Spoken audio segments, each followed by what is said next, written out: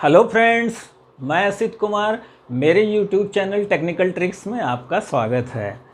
Video शुरू करने से पहले मेरा एक रिक्वेस्ट है आपसे, अगर आपने मेरा यूट्यूब चैनल सब्सक्राइब नहीं किया है तो सब्सक्राइब ज़रूर करें और बेल आइकन को प्रेस करें।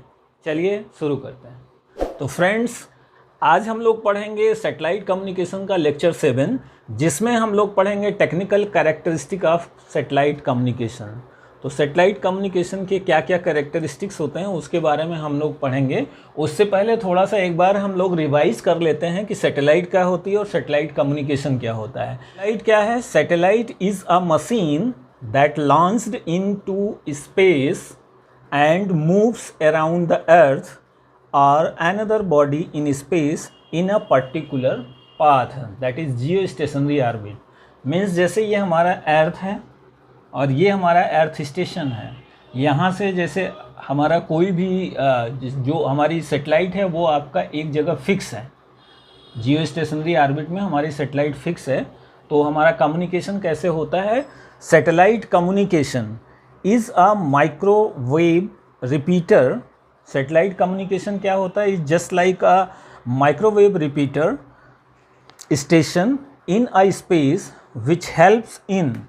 तो जो सैटेलाइट कम्युनिकेशन किसके लिए हेल्पफुल है?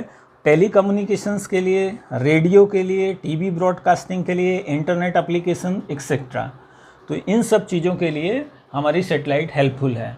अब ये किस तरीके से इसका वर्क है ये जान लेते हैं। जैसे हमारा ये अर्थ है, अर्थ स्टेशन 1 या अर्थ स्टेशन 2 है, यानी कि वो अर्थ स्टेशन से हमारा ये एंटीना है, directional dish antenna. Directional dish antenna means हमारा जो एंटीना है वो किस डायरेक्शन में ट्रैक है, जो हमारी पर्टिकुलर जो सैटेलाइट है उस सैटेलाइट पर हमने इस एंटीने को ट्रैक किया है। अब हमने यहाँ से जो हमारा सिग्नल है हमने इसको अपलिंक किया उस सैटेलाइट पर, और उसके बाद जो सैटेलाइट हमारे जियो स्टेशनरी ऑर्बिट में है वहाँ पर इसने रिसीव एंटीने से इसको रिसीव किया। फिर उसके बाद सिग्नल को आगे जो है उसको जो कन्वर्ट किया, फिर यहाँ से ट्रांसमिट एंटीने के थ्रू उसको डाउनलिंक किया और हम इस एंटीने से इसको डाउनलिंक ले लेते हैं। सपोज करो कि हमारा जैसे 6 मेगाहर्ट्ज़ अगर फ्रिक्वेंसी है, 6 गीगाहर्ट्ज़ की फ्रिक्वेंसी है, और यहाँ पर गया फिर प्रोसेस होकर के यहाँ 4 गीगाहर्ट्ज़ जो है आपका डाउनलिंक फ्रिक्वेंसी मिल जाती है। तो ये क्यों, इसका डिफरेंस क्यों होता है? 6 गीगाहर्ट्ज़ हमने भेजा फिर 4 गीगाहर्ट्ज़ क्यों हो गया, ये सारी चीज़ें हम आगे फर्दर डिटेल में बताएंगे आपको। और दूसरी चीज़ एक और इम्पॉर्टेंट है, the range of frequency used for satellite communication.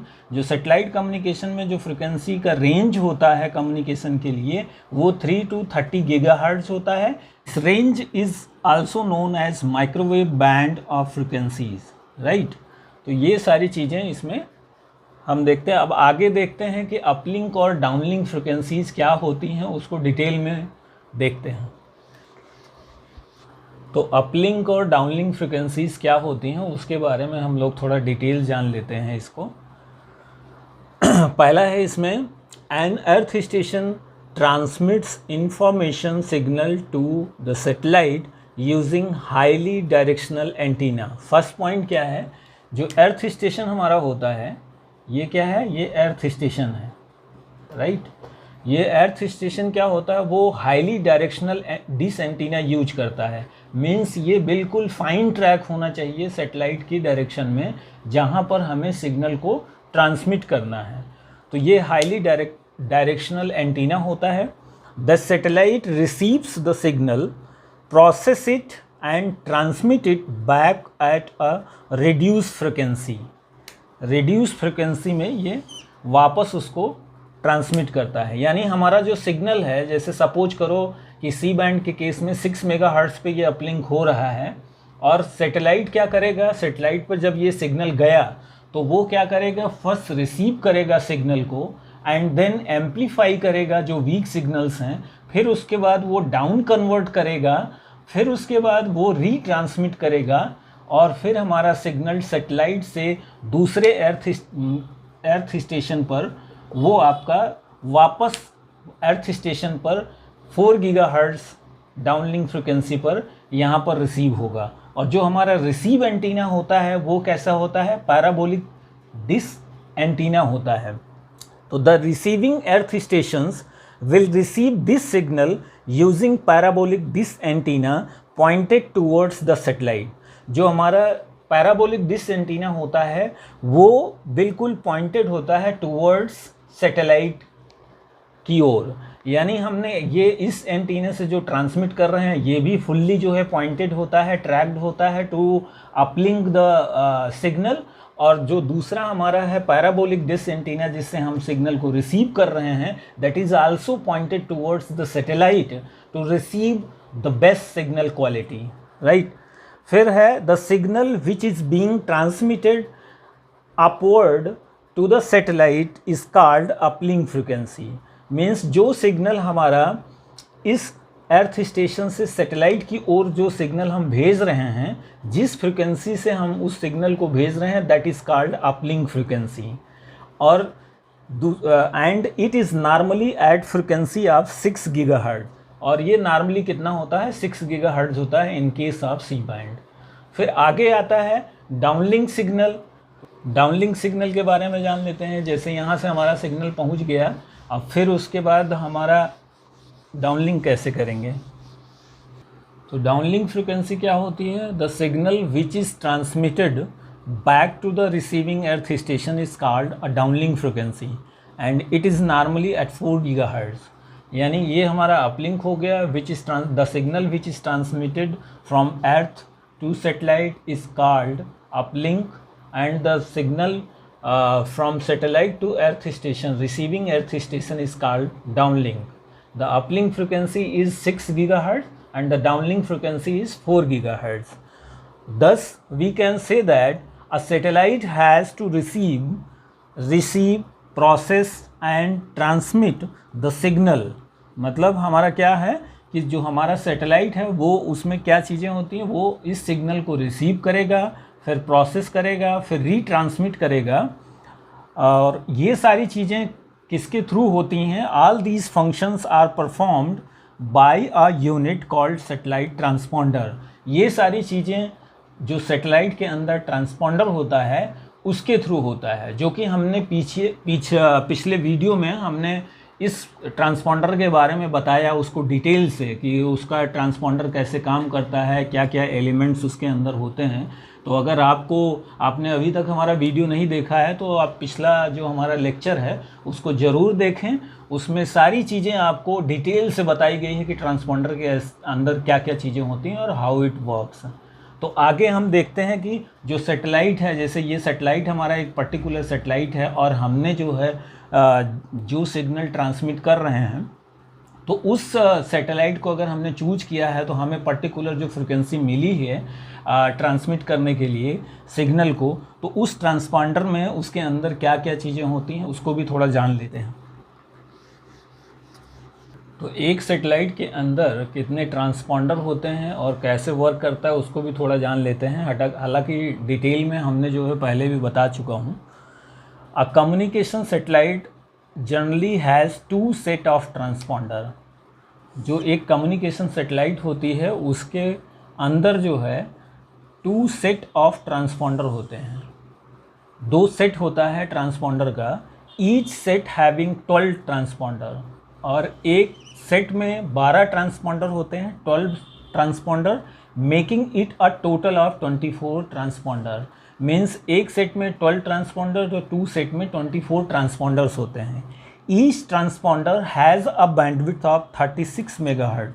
और जितने भी ट्रांसपॉन्डर होते हैं, मतलब 24 जो ट्रांसपॉन्डर होते हैं, एक ट्रांसपॉन्डर की जो बैंडविड्थ होती है वो 36 मेगाहर्ट्ज़ होती है, which is sufficient to handle at least a TV channel. अगर हमें किसी भी टीवी चैनल को अगर चलाना है तो वो जो 36 मेगाहर्ट्ज़ का जो बैंडविड्थ होता है वो सफिशिएंट होता है।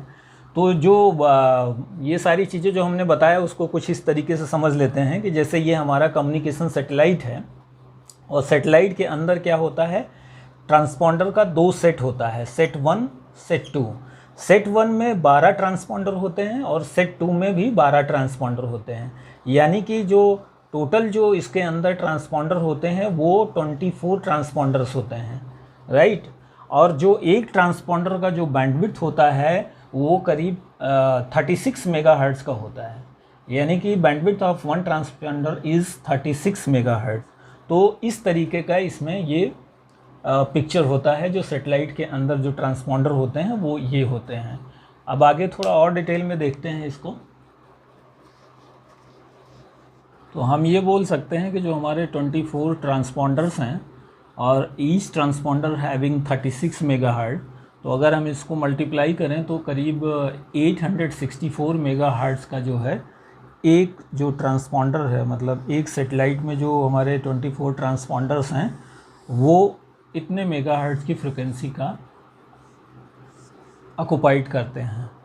तो आगे हम जो है देख लेते हैं कि जो अपलिंक फ्रिक्वेंसी है वो 6 गीगाहर्ट्ज़ है, डाउनलिंक फ्रिक्वेंसी 4 गीगाहर्ट्ज़ है। तो ये डिफरेंस क्यों है और कितने तरीके के बैंड होते हैं, जैसे सी बैंड, के यू बैंड, का बैंड, उनकी फ्रिक्वेंसी रेंजेस क्या होती हैं, उसको भी थोड़ा डिटेल में जान लेते हैं। क्वेश्चन आता है कि why uplink and downlink frequencies are different. Uplink और डाउनलिंक फ्रिक्वेंसीज डिफरेंट क्यों होती हैं उसको हम लोग जान लेते हैं।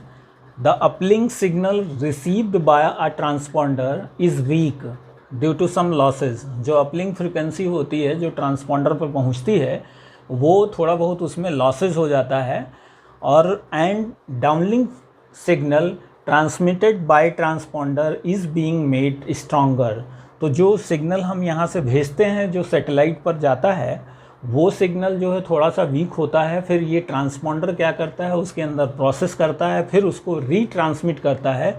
तो जब रीट्रांसमिट होता है ट्रांसपॉन्डर क्या करेगा, उस वीक सिग्नल को थोड़ा स्ट्रॉन्ग बनाता है, फिर उसको डाउनलिंक सिग्नल में कन्वर्ट करके अर्थ स्टेशन पर पहुंचाता है। तो दोनों जो फ्रिक्वेंसीज होती हैं वो डिफ़र क्यों होती हैं? To avoid interference from each other the uplink and downlink frequencies are different. तो डाउनलिंक फ्रिक्वेंसीज डिफरेंट इसलिए होती हैं अपलिंक फ्रिक्वेंसी से क्योंकि दोनों में इंटरफेरेंस ना हो, इसलिए जो है हम जो अपलिंक और डाउनलिंक फ्रिक्वेंसी जो है इसलिए वो डिफ़र करती है। Uplink frequencies are always higher than the downlink frequencies. और ये बहुत ही इंपॉर्टेंट है ये नोट करने के लिए कि जो अपलिंक फ्रिक्वेंसी है वो हमेशा जो है हायर होती है डाउनलिंक फ्रिक्वेंसी से।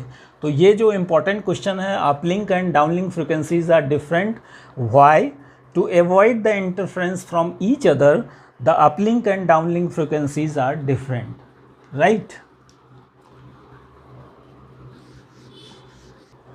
The operation of a satellite takes place at a very high signal frequencies in the microwave range.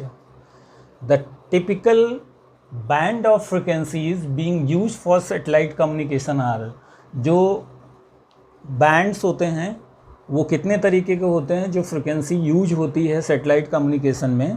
पहला है जैसे सी बैंड, वो 6/4 गीगाहर्ट्ज़ इसका फ्रिक्वेंसी होता है। 6 means uplink frequency and 4 is downlink frequency. Ku band 14/12 gigahertz. K band, Ka band यानी का band 30/20 gigahertz. तो ये सारी फ्रिक्वेंसीज होती हैं। तो इसमें हम एक चीज़ और इम्पॉर्टेंट है हमारे लिए कि सी बैंड में 6/4 गीगाहर्ट्ज़ जो फ्रिक्वेंसी होती है, सी बैंड के जो एंटीनाज होते हैं, जो सी बैंड में जो एंटीना यूज किया जाता है वो बिगर होता है और के यू बैंड में जो एंटीना यूज किया जाता है वो छोटा होता है। तो सी बैंड में जो सी बैंड की फ्रिक्वेंसी है अपलिंक फ्रिक्वेंसी 6/4 गीगाहर्ट्ज़ और के यू बैंड की 14/12 गीगाहर्ट्ज़। तो इसमें इम्पॉर्टेंट जो पॉइंट है हमारा, one of the advantage of operating at high frequency, अगर हम हाई फ्रिक्वेंसी पर किसी भी सेटेलाइट को यूज कर रहे हैं, मीन्स अपलिंक कर रहे हैं, तो high frequency is the reduction in the size of antenna. अगर हाई फ्रिक्वेंसी पे हम किसी भी सेटेलाइट को या अर्थ स्टेशन को हम अपलिंक कर रहे हैं तो उसमें जो एंटीना का साइज है वो रिड्यूस होगा and other components of the system, तो वो उसमें रिडक्शन होगा। दूसरी चीज़ें हैं जो फ्रिक्वेंसी जो हमारी होती हैं, जैसे ये जो मल्टीपल एक्सेस होते हैं सेटेलाइट को हैंडल करने के लिए, वो कौन कौन से मल्टीपल एक्सेस होते हैं? वो एक तो होता है FDMA, दूसरा TDMA और तीसरा CDMA। तो FDMA क्या होता है? वो फ्रिक्वेंसी डिवीज़न मल्टीपल एक्सेस होता है दूसरा TDMA time division multiple access होता है, तीसरा CDMA code division multiple access होता है। These are used to allow the access of a satellite to the maximum number of earth station, यानी कि maximum number of earth station अगर हमारे use हो रहे हैं तो वो हमारी सेटेलाइट को कैसे एक्सेस किया जाता है, कि कब जो है हम इसको एक्सेस करेंगे। जो मल्टीपल एक्सेस जो सिस्टम्स हैं वो हमारे इसके थ्रू होता है, FDMA, TDMA और CDMA के बेस पर। तो और भी इसमें बहुत सारी चीज़ें हैं, और बहुत इम्पॉर्टेंट चीज़ ये है कि it is extremely important to maintain the position of the satellite with respect to the earth and is executed from the control room of the earth station। तो जो सेटेलाइट होती है उसको कंट्रोल करने के लिए जो टेलीमेट्री, ट्रैकिंग और रिसीविंग जो डिवाइसेस होती हैं उसके थ्रू हम जो है कंट्रोल रूम से किसी भी सेटेलाइट को हैंडल करते हैं। और जैसा कि पहले मैंने बताया ये सारी चीज़ें। और दूसरी चीज़ जो उसमें सेटेलाइट की जो पावर होती है, the power requirement of a satellite is satisfied by solar panels, जो सोलर पैनल उसमें लगे होते हैं, and the set of the batteries which is charge by the solar system, यानी कि जो सन के थ्रू जो हमारा बैटरी जो चार्ज होता है उससे हमें सारी डिवाइसेस पे पावर मिलती रहती हैं। अब इसके आगे जो है हम लोग डिस्कस करेंगे कि ब्लॉक डायग्राम के थ्रू कि अर्थ स्टेशन में कौन कौन सी डिवाइसेस होती हैं। तो नेक्स्ट जो हमारा लेक्चर होगा वो होगा basic block diagram of earth station. Earth station में कौन कौन से इक्विपमेंट्स यूज होते हैं, उनके फंक्शंस क्या क्या हैं, और फिर उसके बाद हम लोग पढ़ेंगे कि सेटेलाइट का एडवांटेज और डी एडवांटेज क्या होते हैं। ये हम नेक्स्ट लेक्चर में पढ़ेंगे। अगर आपने हमारा पिछला वीडियो आपने नहीं देखा है तो हम डिस्क्रिप्शन बॉक्स में हम पिछले वीडियो का लिंक आपको शेयर कर देंगे, और आप जाकर के उस लिंक को आप देख सकते हैं। फिर मिलते हैं, तब तक के लिए नमस्कार।